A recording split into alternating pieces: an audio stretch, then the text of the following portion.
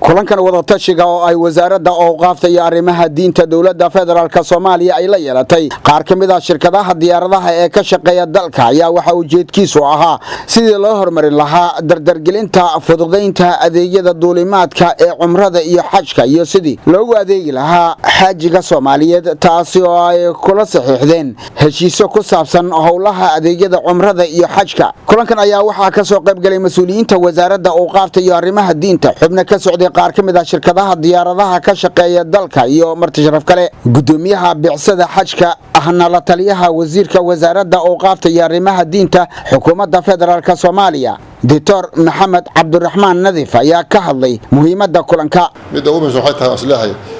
Soomaalidu fikirka ay ka haysatay xajka iyo cumrada maxduud waa aad u koobay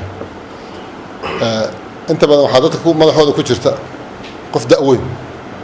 oo aad u duqoobay in la soo xajisiyo laakiin dhalinyarta shaqaysata in xajka la baro oo cumrada la baro oo ajirkeeda iyo wanaageeda iyo fadligeeda la baro waxay tahay mas'uuliyadda wasaaradda iyo shirkadaha ka saaran waxaan qabaa in la sameeyo wax la wacyigelin xoog badan la sameeyo. agaasimaha awqaafta iyo arrimaha zakawaadka ee wasaaradda awqaafta arrimaha diinta xukuumadda federaalka Soomaaliya Maxamed Xaaji Ibraahim ayaa ku booriyay shirkadaha diyaaradaha inay ka shaqeeyaan dardargelinta howlaha cumrada. بعض العلماء وهي فريضة من الفرائض بعض العلماء وهي سنن من سنن الإسلام وهي حتى هذه سنن مؤكدة وهي شريعة الإسلام قد أقيدنا القارة marka wasaaradda awqaafta arrimaha diinta hawsheedu waa cibaadadaas muslimiinta Soomaalida qaabkay u gudnayaan in loo fududeeyo in lagu tawjiihiyo in lagu dhiirigeliyo. wasiir ku-xigeenka wasaaradda awqaafta iyo arrimaha diinta dawladda Soomaaliya Cismaan Aadan Dhuubow ayaa kula dardaarmay shirkadaha duulimaadka in si dhab ay ugu adeegaan dadka cumrada aadaya iyo xujayda Soomaaliyeed sharxayna heshiiska la saxiixay iyo faa'iidada uu leeyahay. hadda waxa la galay waqtigii cumrada taagan ilaa laga gaari doono xilliga dambe Ramadaanka ugu xoogan tahay diyaar garowgeeda taas baa